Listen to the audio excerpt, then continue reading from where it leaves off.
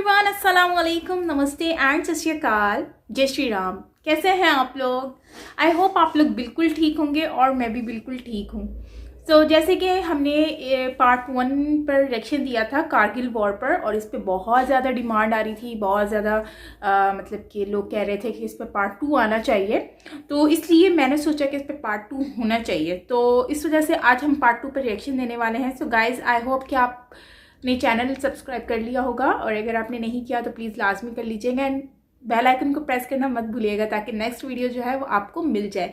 सो बिना देरी के चलते हैं इस वीडियो की तरफ। उससे पहले मैं आप लोगों को थैंक यू कहना चाहती हूँ कि आप लोगों ने मुझे इतना सपोर्ट किया, इतना प्यार दिया है, जिसके लिए मैं आप लोगों को थैंक्स कहती हूँ। और आप मुझे इतना एक्नॉलेज करते हैं वीडियोस से, तो उसके लिए थैंक यू सो मच। जो आप वीडियोस लिंक शेयर करते हैं यूट्यूब पर, इंस्टाग्राम पर, तो उसके लिए थैंक यू। और इंस्टाग्राम की आईडी ऊपर भी मेंशन है, डिस्क्रिप्शन में भी मेंशन है, तो आप मुझे वहाँ पर फॉलो कर सकते हैं।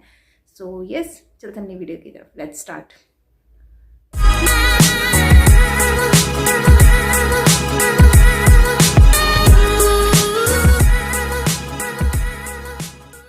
ये वायुसेना का एक बहुत बड़ा, कह लीजिए तो एक काला दिन था।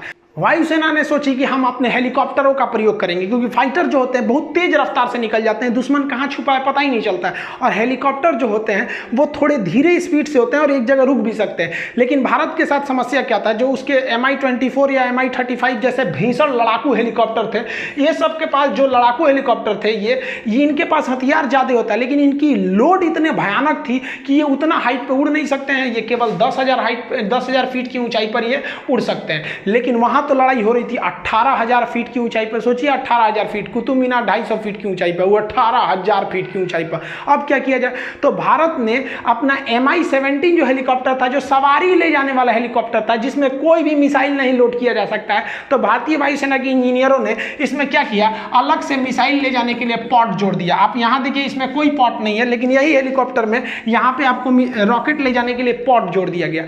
लेकिन इसमें एक खराबी थी, जो हमारे 4 Mi हेलीकॉप्टर थे, इसके पास आती हुई मिसाइलों के, क्योंकि पहले जो 2 विमान थे उन पर तो मिसाइल अटैक हो गया था, स्ट्रिंगर मिसाइल कंधे पे रख के मार दिया जाता है। तो ये लोग स्ट्रिंगर मिसाइल से बचने के लिए एक फ्लेयर का प्रयोग करते हैं। वो आग का गोला होता है। एक्चुअली स्ट्रिंगर मिसाइल जो होती है वो गर्मी को सूंघ के आती है, तो गर्मी को सूंघ के आती है, तो ये क्या करते हैं, जब इनको पता चल जाता है कि हमारे ऊपर स्ट्रिंगर मिसाइल आ रही है, तो वो आग का गोला फेंकने लगते हैं, जिसका जो इंफ्रारेड को मिसाइलों को अपनी ओर खींच लेता है, ये बच के निकल जाते हैं। तो भारत के जो हेलीकॉप्टर थे, 4 में से तीसरा जो हेलीकॉप्टर था, उसमें ये फ्लेयर वाला सिस्टम था वो नहीं लगाया गया था, और यही खतरा हो भी गया। हमारा पहला हेलीकॉप्टर बम बरसा के आ गया, फ्लेयर से बच गया, दूसरा भी फ्लेयर छोड़ के बच गया, बम बरसाया, लेकिन तीसरा जो जहाज था वो भीषण हमला किया, और उसके पास फ्लेयर भी नहीं था, लेकिन इतने हमारे वायुसेना के पायलट बहादुर कि वो नीचे जहाज को लाया, एकदम एक्यूरेट हमला किया। लेकिन उसी बीच क्या हुआ, जो स्टिंगर मिसाइल थी वो तीसरे हेलीकॉप्टर को हिट कर गया। पीछे से आ रहा चौथा हेलीकॉप्टर, जो वो एरिया था पाकिस्तानियों के बंकर को ध्वस्त कर दिया, लेकिन हम लोगों ने फिर अपना एक हेलीकॉप्टर खो दिया, और उसमें हमारे बैठे जवान को हमारे जो जवान थे वो भी शहीद हो गए। 4 Mi-17 हेलीकॉप्टर जो थे, जो वर्क कर रहे थे, इसमें से जो तीसरा Mi-17 हेलीकॉप्टर था, जो इस फॉर्मेशन का, उसके पास इंफ्रारेड से बचने के लिए कोई भी फ्लेयर्स नहीं थे। पाकिस्तानी घुसपैठिए इस तरह से स्ट्रिंगर मिसाइल को लेकर रेडी थे, वो फायर करते थे, वो हेलीकॉप्टर के इंजन की गर्मी देख के वहां पे जाके उन्हें शूट डाउन कर देता था।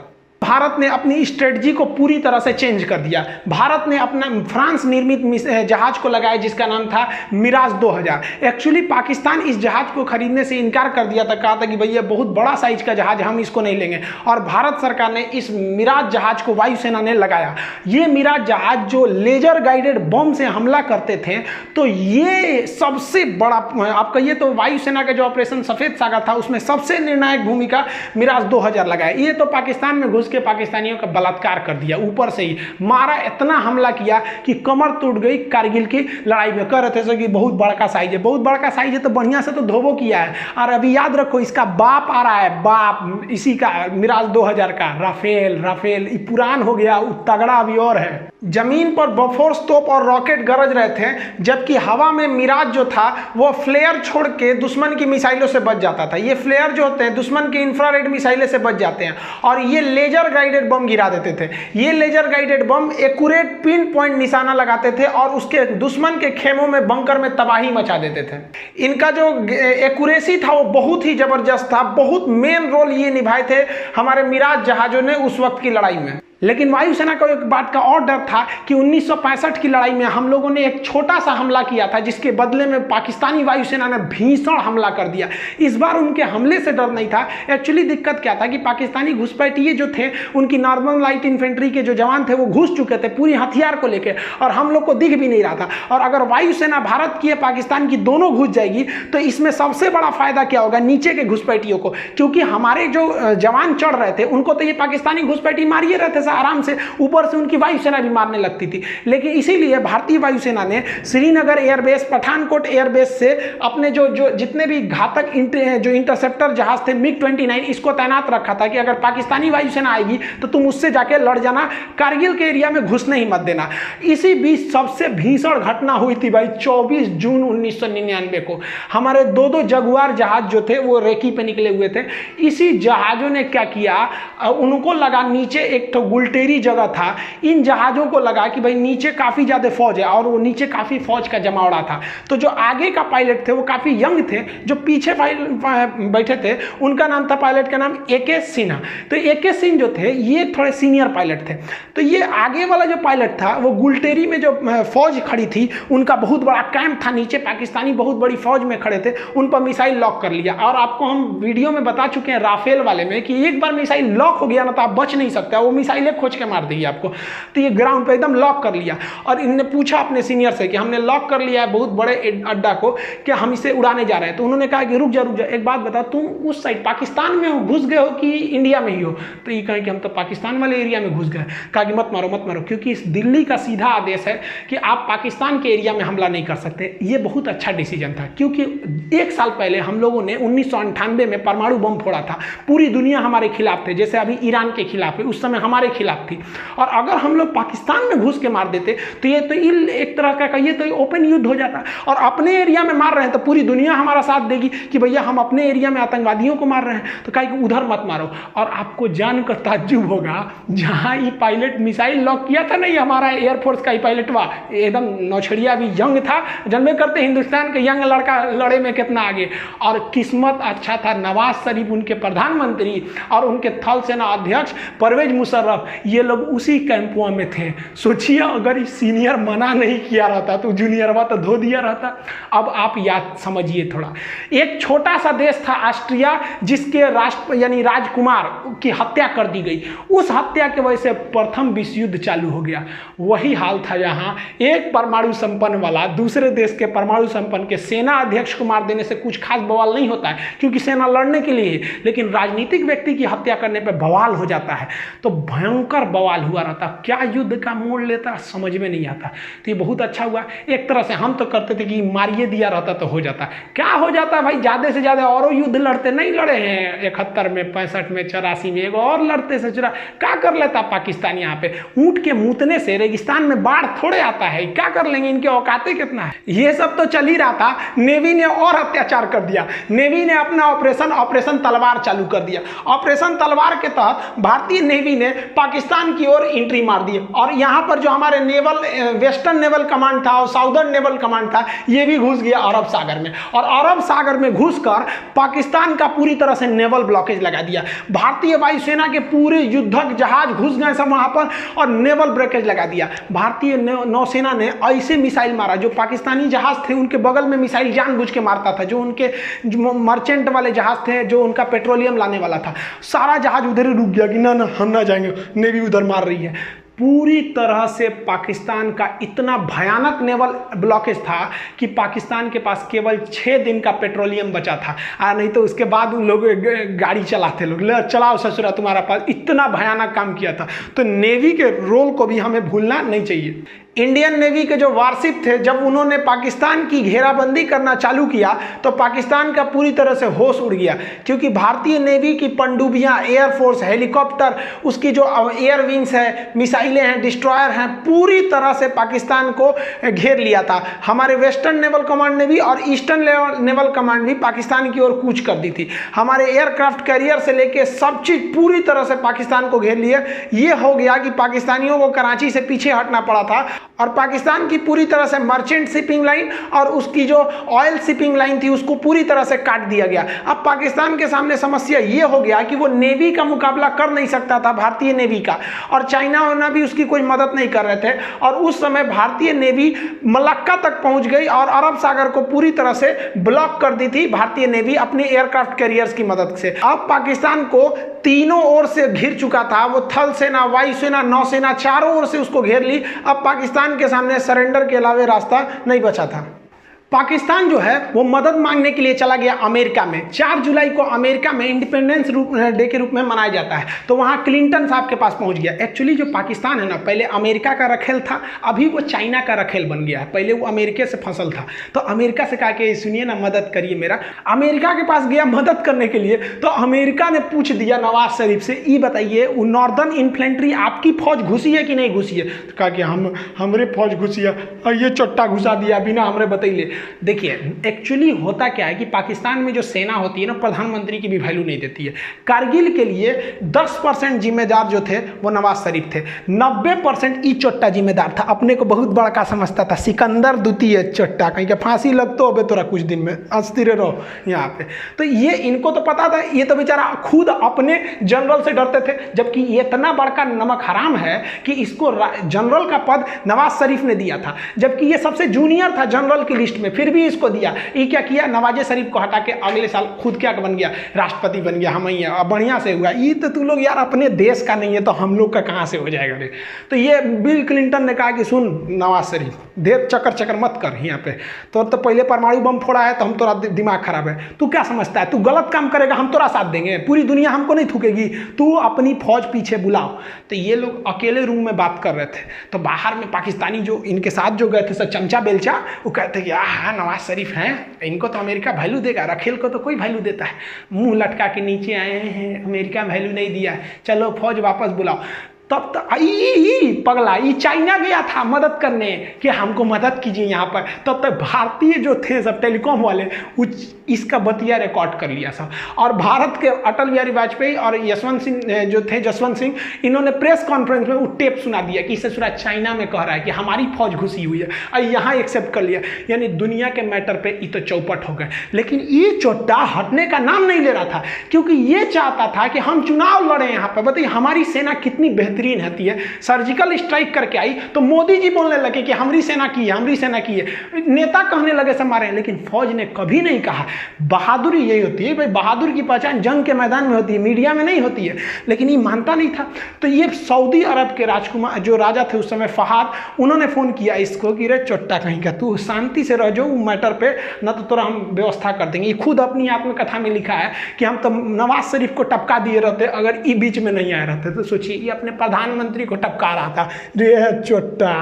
सारा घमासान, ये तो वर्ल्ड लेवल पे डेमोक्रेसी चल रही थी, और उधर भारत की जो फौज ना कह के लेंगे मार रही थी एकदम बढ़िया से, और धो रही थी जब पाकिस्तानियों को ना, तब उन लोग को समझ में आया कि भाई साहब बहुत बुरी फंस गए हैं पाकिस्तान। इनको लग रहा था, ये क्या कह रहे थे कि हमने पाकिस्तान की गर्दन पकड़ ली है। अरे ससुरे तू नहीं, तू का हम लोग का गर्दन पकड़ेगा।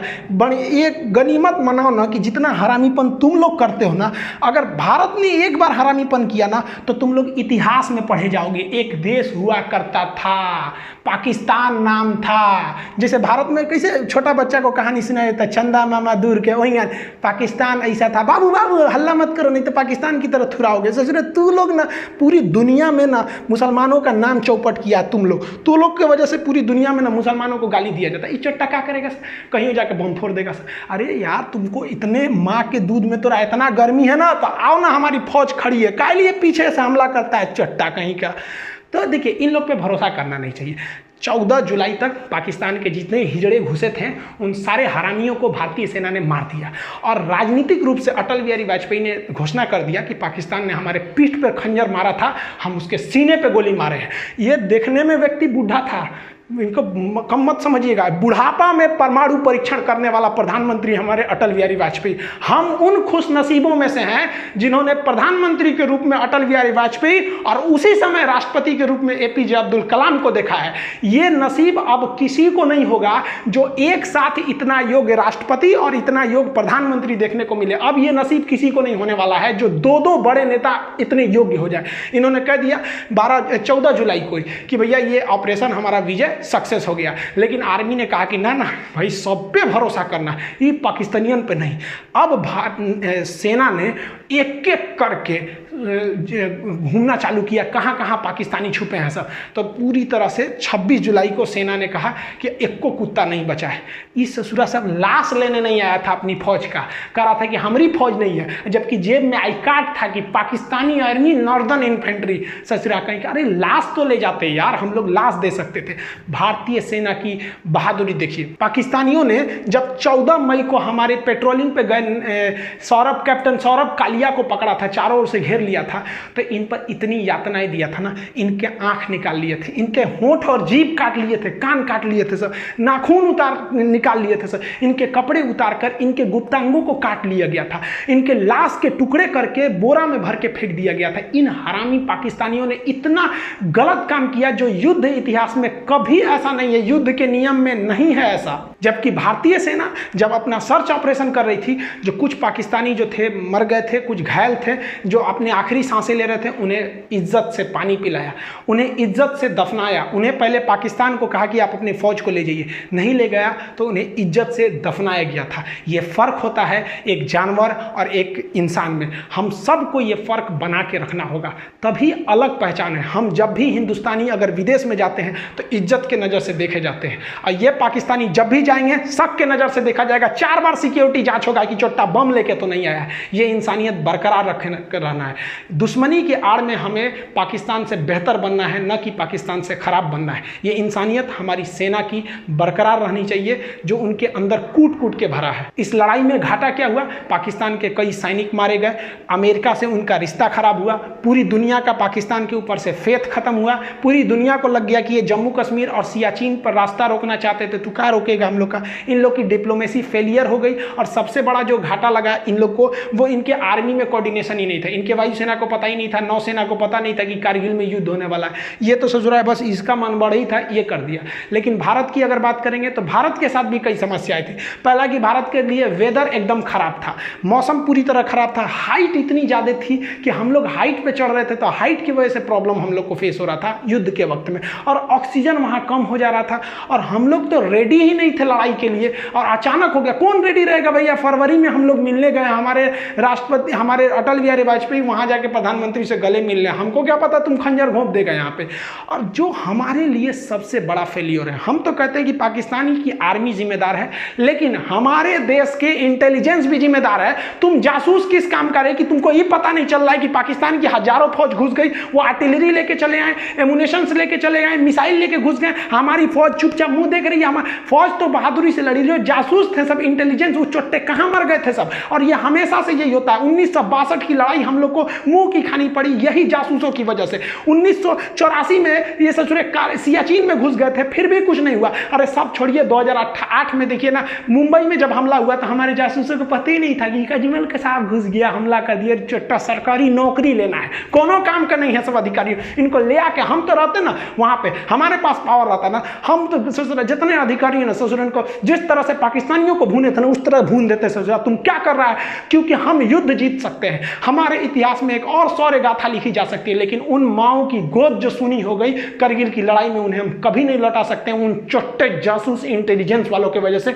बस नौकरी हो गया ना, सरकारी नौकरी, अब कौन जरूरत है जासूसी करने का? मेहरारू संगे घूमो, हम लोग हाँ कैसी हो देश भाड़ में जाए। आज के वक्त में देखेंगे तो काफ़ी तकलीफ होता है। आप कभी फौज में जाइएगा ना, वहाँ पर जो हिंदू मुस्लिम सिख ईसाई इनके जो पूजा स्थल होते हैं ना, एक पास होते हैं, वहीं पर आपको नमाज पढ़ना है, उसी के बगल में पूजा करना है, वहीं पे गुरुद्वारा में जाना है, एक ही होता है कैंपस, उसी में सब होता है। और यहाँ हम लोग मरे जाते हैं, तुम हिंदू, तुम मुस्लिम, तो ये अरे यार क्या करें, तो कुछ तो सिखों से सीखना चाहिए यार। ये they are born for others, ये दूसरों के लिए जन्म, इतनी सेवा करते हैं ये समाज की जिसका कोई हद नहीं। काफ़ी तकलीफ होता है जब इतनी बहादुरी से हमारे जो फौजी जो देश पे लड़ते हैं, हमारे देश के अंदर कुछ मामूली नेता के चक्कर में हम लोग आपस में लड़ लेते हैं। हम एक बात बताइए, मेरा ये वाला हाथ काटिए या ये हाथ काटिए, तकलीफ तो हमें होगी ना। तो हिंदुस्तान के किसी भी धर्म का व्यक्ति मरे, तकलीफ तो भारत माँ को होगी। हमें इस बार काफ़ी तकलीफ हुआ। एक्चुअली हम 6 जुलाई को हम पटना गए हुए थे।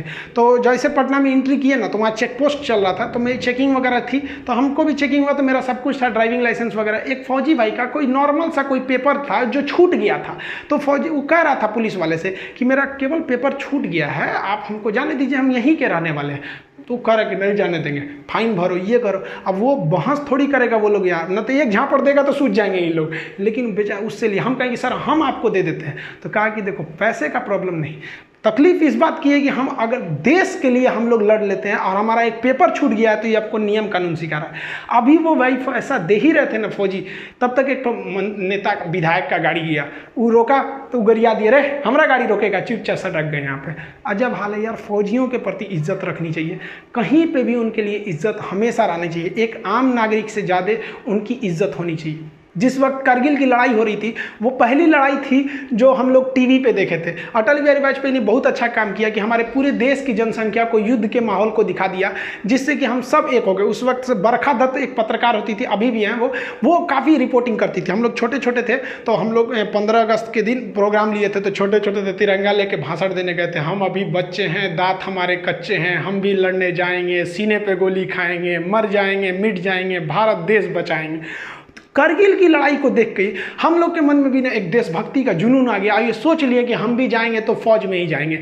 इसीलिए हम लोग, मैं जब 10th पास किए तो एनसीसी किए। एनसीसी में सी सर्टिफिकेट, फायरिंग वगैरह सब वहीं सिखाया, हथियार के बारे में हम लोग को। उसके बाद एनडीए का एग्ज़ाम दिए हैं लोग, ताकि हम लोग जाके एक ऑफिसर रैंक की जॉब ले सकें आर्मी में। तो एनडीए का जब आप एग्ज़ाम देंगे ना, तो एक सर्विस सिलेक्शन बोर्ड होता है एसएसबी, वो इंटरव्यू लेती है 5 दिन का। उसके बाद आगे आपको रोक लेती है मेडिकल के लिए। तो हम इलाहाबाद गए थे एसएसबी इंटरव्यू देने के लिए, वहाँ चेस्ट नंबर वगैरह सब मिलता है। तो वहाँ पे जब गए थे तो इंटरव्यू वगैरह में, लेकिन बाद में काफ़ी खुशी हुआ वहाँ पे कि हम यहाँ आ गए, कुछ ही दिन बाद हम फौज में अफसर हो जाएंगे। लेकिन क्या हुआ कि जब मेडिकल में गए ना, तो मेरा हाथ टेढ़ा है। अगर आप देखेंगे ना, मेरा हाथ काफ़ी टेढ़ा है, यहाँ पे 21 डिग्री का एंगल है। मेडिकल अनफिट के वजह होने की वजह से हमको छाट दिया गया। मेरी ज़िंदगी का ना एक सपना ही टूट गया, भाई फौज में जाना चाहते। हम काफ़ी फ्रस्ट्रेट हो गए थे। तो हमारे जो एनसीसी के सर थे, सूबेदार सुनील सिंह राजपूत, वो राजपूत रेजिमेंट के थे, उनको कॉल किए कि सर हम एनडीए में, अब हमारा हाथ तो टेढ़ा है, अब तो हम कभी नहीं जा सकते, ना एनडीए से जा सकते ना सीडीएस से। कहे कोई बात नहीं, तुम आगे अब फर्दर कुछ और देखो, क्योंकि एपीजे अब्दुल कलाम भी गए थे, तो उनका भी सिलेक्शन नहीं हुआ था। तो जब इतने महान लोग का नहीं हुआ, तो थोड़ा सा अपने आप को समझाने का एक हिम्मत आया कि नहीं, अब हम भी कुछ कर सकते हैं देश के लिए। इन्होंने बहुत कुछ किया, हम लोग तो इनके पैर के धूल के बराबर भी नहीं है। हम आप सबसे कहना चाहेंगे कि जहां भी रहें, आप फौजियों के लिए एक रिस्पेक्ट बनाए रहें। हम लोग के घर के आगे से जब करगिल के वक्त में गाड़ियां भर भर के जाती थी, ट्रेन ना, हम लोग ट्रेन के ट्रैक के किनारे खड़ा होकर सब लोग सैल्यूट करते थे, जय हिंद सर। छोटे छोटे हम लोग थे। तो अभी भी आप भी जहाँ रहिए उनके रिस्पेक्ट करिए, क्योंकि वो वहाँ खड़े हैं, हमारी बदले की तकलीफ वो अपने सर झेल रहे हैं, इसलिए हम आज यहाँ मुस्कुरा रहे हैं। मिलेंगे नेक्स्ट वीडियो में आपसे, तब तक के लिए जय हिंद।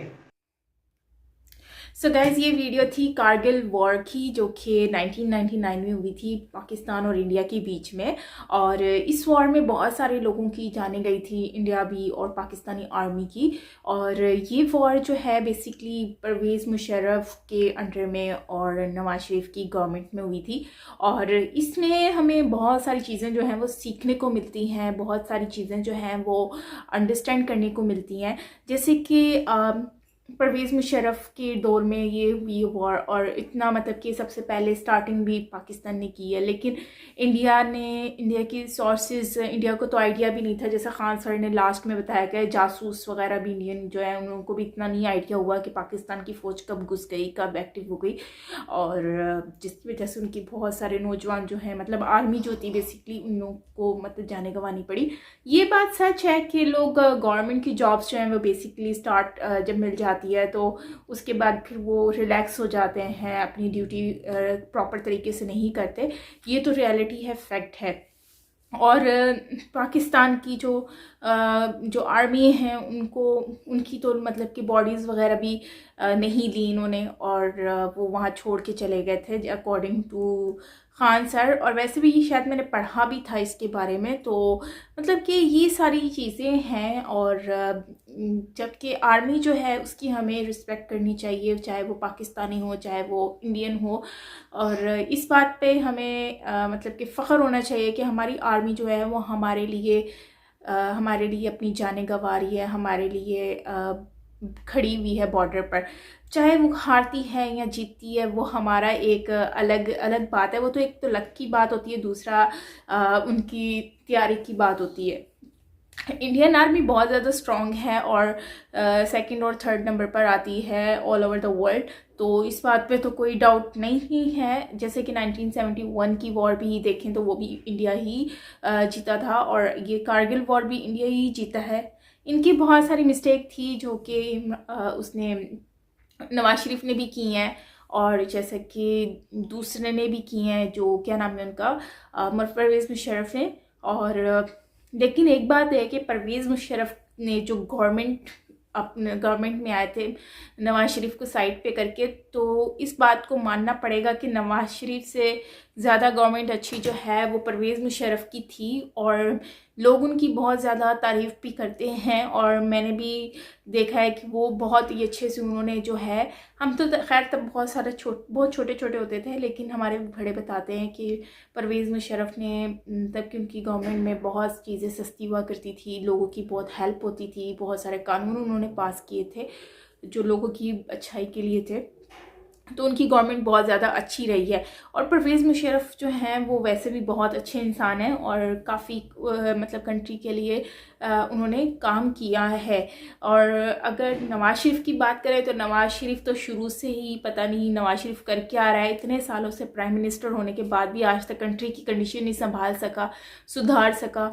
तो कंट्री को मतलब कि पीछे से पीछे चले, इमरान खान तो अभी आया है, लेकिन नवाज शरीफ तो शुरू से है। नवाज शरीफ ने कुछ नहीं किया, इमरान खान अपनी तरफ से एफर्ट कर रहा है, लेकिन इमरान खान का भी पता नहीं है कि वो अभी कुछ करता है कि नहीं करता, उसके भी अलग अलग ही स्टेटमेंट आ रहे हैं।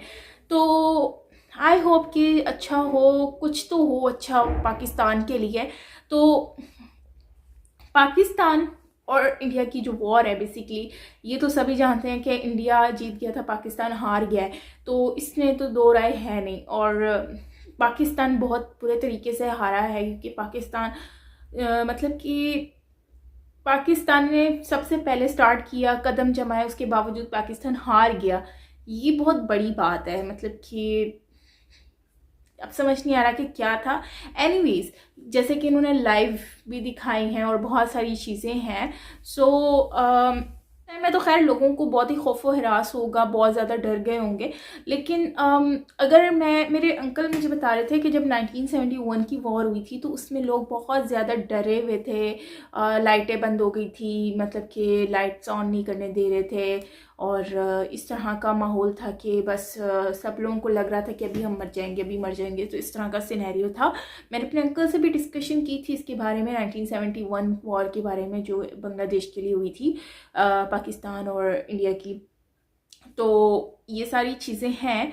और इस्लाम के बारे में बात कर रहे थे कि इस्लाम को बुरा बना दिया है। तो गाइस मैं भी एक बात इस पे कहना चाहती हूँ कि जो खान सर इन्होंने बात कही है कि मुसलमानों मतलब तुम लोगों की वजह से सारे मतलब मुसलमान और इस्लाम को बुरा बनाया जा रहा है। बेसिकली होता यह है कि कुछ लोगों की वजह से हमारे इस्लाम को बुरा बनाया जा रहा है। बेसिकली इस्लाम जो है वो पीसफुल रिलीजन है, जिसमें सबको मतलब कि एक पुरअमन और अमन के साथ रहने का कहा जाता है, जिसमें ना किसी से नफ़रत और किसी से इस तरह से जुल्म करने का नहीं कहा गया। और जिहाद का मतलब ये नहीं है कि जिहाद करें, ऐसे करें वैसे करें। जिहाद तब करें जब कोई आपको नुकसान पहुंचाए अपने मज़हब के लिए। तो अगर आप देखें ना, बहुत सारी कंट्रीज़ मुस्लिम हैं, अगर जिहाद करना इस्लाम से अगर इस्लाम में कुछ भी ऐसी चीज़ें होती जिसमें लोगों को मारना और ये सारी चीज़ें मतलब सवाब का काम होता, तो आज जो है मतलब जंग करना, दहशतगर्दी और ये सारी चीज़ें अगर होती तो आपको क्या लगता है कि दूसरी इतनी मुस्लिम कंट्रीज़ हैं, क्या उसमें ऐसा नहीं होता? ऐसा हर जगह होता, हमसे ज़्यादा, जो पाकिस्तान से ज़्यादा दूसरी कंट्रीज़ में होता। फ़र्क इतना है कि ये पाकिस्तान है, पाकिस्तान जो है वो कुछ गवर्नमेंट, कुछ लोगों की वजह से, और कुछ ये टेररिस्ट जो हैं, इन लोगों ने अपने आप को मुस्लिम के नाम देकर मुसलमानों को बदनाम किया हुआ है, इस्लाम को बदनाम किया हुआ है। अब देखें, पाकिस्तान में इतनी आबादी है, पाकिस्तान की सारी आबादी मतलब नहीं है। अगर आप लोग भी कभी उनसे मिले हुए हों, आउट ऑफ कंट्री गए हों, या फिर फेस टू फेस मिले हों, तो आपने भी आइडिया लगाया होगा कि वो लोग मतलब ये चीज़ें नहीं चाहते, ये सब कुछ नहीं चाहते। हाँ, अगर कुछ लोग हैं जो इस तरह से अपने आप को मुस्लिम बोलकर और हम लोगों को बदनाम कर रहे हैं, या फिर इस्लाम के नाम पर जिहाद करके लोगों को, मतलब लोगों को मार के कह रहे हैं कि हम लोग ये हो गए हैं, वो हो गए, तो अगर इस तरह का कुछ होता, सीरियसली होता, कि हम लोग कहते हैं कि हाँ ठीक है, ये तो इस्लाम के नाम पर हम लोग मतलब कि हम लोग जन्नत में जाएंगे, हमें हूरें मिलेंगी अगर हमने ये काम कर लिया, तो ऐसा अगर होता तो हम लोग तो मतलब पूरी दुनिया में जितने भी मुस्लिम हैं वो सब यही काम कर रहे होते, पूरी दुनिया बचती ही नहीं। लेकिन क्योंकि इस्लाम दूसरे नंबर पर आता है, ठीक है, इस्लाम दूसरे नंबर पर आता है, लेकिन बात सिर्फ इतनी है कि हम लोग का एक कॉन्सेप्ट बन गया कि मुस्लिम्स होते हैं इसलिए इस्लाम ने जिहाद गन मचाया हुआ है, इस्लाम ने ये किया हुआ है। लोग कमेंट बॉक्स में इतनी गालियाँ निकाल रहे होते हैं, मुझे तो ये बात समझ नहीं आती कि कमेंट बॉक्स में यार आप लोग इस तरह से अगर अब मैं कितने प्यार तरीके से बोलती हूँ कि जय श्री राम, मतलब हालांकि इस्लाम में ये नहीं है कि नहीं बोलना चाहिए, और काफ़ी लोग मुझसे इससे नाराज़ भी होते हैं, कुछ हेटफुल कमेंट्स भी आ रहे होते हैं मुझे डिफरेंट जगह पर, इंस्टाग्राम और सोशल नेटवर्क पर, लेकिन मैंने कभी इस बारे में इजहार नहीं किया। बट क्या है कि काफ़ी लोगों ने मुझसे नाराज़गी का भी इजहार किया कि आपको ये नहीं बोलना चाहिए, तो फिर भी मैं बोलती हूँ। लेकिन आप लोग तो इस तरह से तौहीन कर रहे होते हैं मेरे मज़हब की, हमारे मज़हब की, इस्लाम की, हमारे मतलब कि हम अल्लाह ताला को मानते हैं, डज़ंट मीन कि आप लोग उसको डिसरिस्पेक्ट कर रहे हैं। तो कभी सोचिएगा कि क्या आप लोग इस तरह से बोलकर, ठीक है आप लोगों का अगर कोई इशू है वो पाकिस्तान से इशू है, पाकिस्तान के साथ आपके मसले मसाइल हैं, वो आप उनको बोलें, लेकिन अगर आप पाकिस्तान के साथ इस्लाम को बुरा भला बोलेंगे, इस्लामी जो लोग हैं, मुसलमान लोग हैं, उन लोगों के मज़हब के बारे में कुछ बोलेंगे, तो क्या ये अच्छी बात है? मतलब कि ये तो ऐसा होना नहीं चाहिए, लेकिन आप लोग करते हैं। क्यों करते हैं ये आप लोग जानते हैं, क्योंकि जो पढ़े लिखे लोग होते हैं, मुझे नहीं लगता कि वो किसी के मज़हब के बारे में कुछ उल्टा पुल्टा बोलना पसंद करेंगे। सो गाइस, आई होप कि आपको ये अंडरस्टैंड समझ आ गई होगी। वैसे काफ़ी लोगों की जो मतलब कि डेथ हुई थी इसमें, और काफ़ी लोगों ने अपनी जानें भी गंवाई हैं इस वॉर में। सो मेरे उन लोगों के लिए बहुत ही ज़्यादा मतलब कि हम सिर्फ यही कह सकते हैं कि उनकी जो आत्मा है, रूह है, उनको शांति मिले, उनकी रूह को स्वाब मिले। सो बाकी दोनों ही कंट्री के लोगों ने अपनी कंट्री के लिए वॉर किया है, दोनों ही मतलब कि एफर्ट किया। पाकिस्तान हार गया, इंडिया जीत गया, वो एक अलग बात है। और इंडियन आर्मी है भी एक पावरफुल है, काफ़ी अच्छे से उनकी ट्रेनिंग होती है, काफ़ी टफ ट्रेनिंग होती है, तो इसमें कोई दो राय है नहीं। तो यस, ये थी हमारी वीडियो। और ख़ान सर जो है बेसिकली बड़ी कॉमेडी करके मतलब वीडियो समझाते हैं, तो काफ़ी अच्छे से स्टोरी समझ आ जाती है। काफ़ी जैसे परवेज़ मुशर्रफ की तस्वीर के साथ बातें किए जा रहे थे वो बड़ा फ़नी सीन था। तो मुझे लग रहा है कि ख़ान सर जो है ना, उनके बहुत सारे फ़ैन होंगे इंडिया में, जैसे कि वो वीडियोस बनाते हैं और फ़नी तरीके से बनाते हैं, मजाक उड़ा के, और एंड टाइम में कितना सीरियस हो गए थे, सीरियसली, तो काफ़ी फ़नी लगा। तो खैर, ये थी हमारी आज की वीडियो। आई होप आपको अच्छी लगी होगी। मुझे बहुत अच्छी लगी है। तो thank you for sharing this video, और इसकी सजेशन और रिक्वेस्ट करने के लिए, पार्ट 2 के लिए। तो मिलते हैं नेक्स्ट वीडियो के साथ। अपना बहुत सारा ख्याल रखिएगा।